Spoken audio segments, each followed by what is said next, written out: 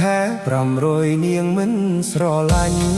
អោក្រមុំណាបងអើយនាងរឹកឲ្យប៉ុនមេឃអើយកាលមិនតូនបីស្រីនៅឯណា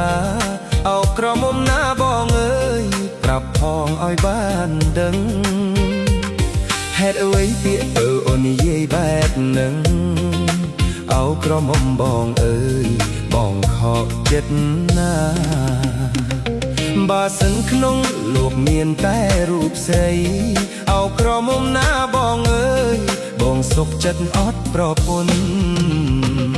មិនយកទេពើមិនយកងារស្ងួននាំឲ្យធន់ខ្លួននាំធន់ផែនដីទុកលុយ500ចិញ្ចឹមមេទ្រូកអោក្រមុំណាបងអើយប្រសើរជាងចិញ្ចឹមស្រីទុកលុយ500ចិញ្ចឹមមេជ្រូកអោក្រមុំណាបងអើយប្រសើរជាងចិញ្ចឹមស្រីចិញ្ចឹមពាពៅអើយចិញ្ចឹមចរណៃចុងក្រោយពិសីអូនដៀលដោយទាំងបងកុំថា500បងស្រឡាញ់ពាពៅមានដល់10000ទៅក៏បងមិនស្រឡាញ់អូនដែរបងសុំលាហើយលាពៅមានស្នេហ៍បងចង់ទៅស្រែភ្ជួរដីនឹងមើលជ្រូកហាស្អឿងអើយភ្ជួរដីនឹងមើលជ្រូក